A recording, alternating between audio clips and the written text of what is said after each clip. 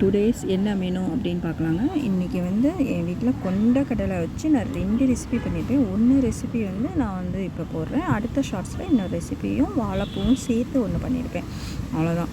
இன்றைக்கி பார்த்திங்கன்னா தோசை.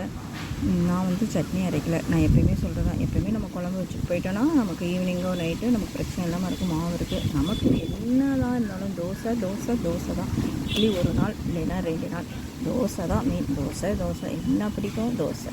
பிரியாணியில் தோசை, எதுனாலும் தோசை தான். அதே மாதிரி தான் இன்றைக்கி வந்து நைட்டே நான் ஊற வச்சுட்டேன். கொண்டக்கடலை வேக வச்சுட்டேன். அதுக்கப்புறம் பார்த்திங்கன்னா ஆஸ் யூஷுவல் நம்ம எப்படி புளிக்குழம்பு வைக்கிறோம் அதே தான். சுரக்காய் நான் கண்டிப்பாக மந்த்லி ட்வைஸ் கண்டிப்பாக யூஸ் பண்ணிடுவேங்க. அதுவும் வீக்லி ஒன்ஸ் யூஸ் பண்ணலான்னு பார்ப்பேன்.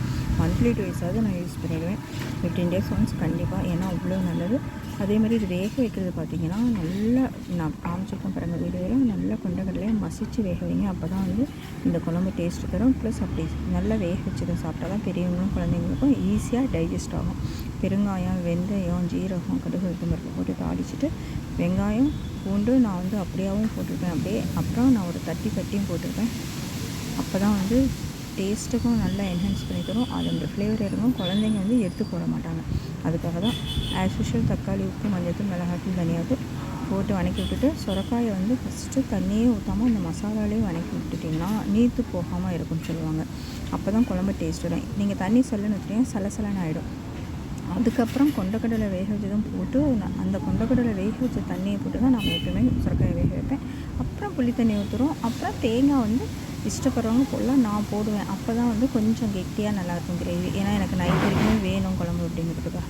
ஒரு கரெக்டான பதத்தில் தான் வரும். அவ்வளோதான். குழம்பு ரெடியானவொன்னே கொத்தமல்லி தழை போட்டு தூவிட்டு அப்புறம் தோசை ஊற்றி அதே போட்டு சாப்பிட்டாச்சு. நைட் எப்பயுமே நான் வந்து கொஞ்சம் பச்சலைனா தக்காளி தொக்கு பண்ணுவேன். அந்த தப்பு இருந்தது ஓகே. காலையில் என் பொண்ணுக்கு பிரேக்ஃபாஸ்ட்டும் அதுவும் இன்றைக்கி 6:30. அது இல்லாமல் 6:30க்கு ஒருத்தர் போகணும், 7:30க்கு ஒருத்தர் போகணுங்கிறதுனால மார்னிங் வந்து அவங்களுக்கு வந்து லெமன் ரைஸ் பண்ணியிருந்தேன். அதெல்லாம் நான் வீடியோ எடுக்கலை. ஏன்னா ரொம்ப ஏர்லி மார்னிங் பண்ணதுனால ரைஸ் ஃபஸ்ட்டே வச்சுட்டு லெமன் ரைஸும் அப்புறம் பார்த்திங்கன்னா கார்ன் இருந்தது அதை வேக வச்சேன். அப்புறம் இன்னொருத்தருக்கு கார்ன் ரைஸ் அந்த மாதிரி நான் அது பேக் பண்ணி வாழைக்காய் ஒரே ஒரு வாழைக்காய் இருந்தது அதை ஃப்ரை பண்ணி கொடுத்துருந்தேன். அதுதான் வந்து நீ அந்த வீடியோவில் இருக்கும். அது வந்து நான் வீடியோ எடுக்கலைங்க. அதை மார்னிங் ரொம்ப வேலையாக இருந்தது. ஏன்னா பிள்ளைங்களுக்கு பேக் பண்ணுங்கிறதுனால நான் வீடியோ எடுக்கலை. இதுதான் எனக்கு ரெசிபி. இன்னொன்று பார்த்திங்கன்னா இதே கொண்டக்கடலையை வச்சு நான் பாதி கொண்டக்கடலை தான் குழம்புல போட்டிருப்பேன். பாதி கொண்டக்கடலையும் வாழைப்பூவும் வச்சு ஒரு ரெசிபி பண்ணியிருப்பேன். அது நான் நெக்ஸ்ட்டு ஷார்ட்டில் போகிறேன். கண்டிப்பாக அது செய்யுங்க. அவ்வளோ டேஸ்ட்டாக இருந்தது. அது என்னங்கிறத நம்ம நெக்ஸ்ட் வீடியோவில் பார்க்கலாம். இன்றைக்கி என் வீட்டில் பிரேக்ஃபாஸ்ட், லஞ்ச் எல்லாமே இதுதான்.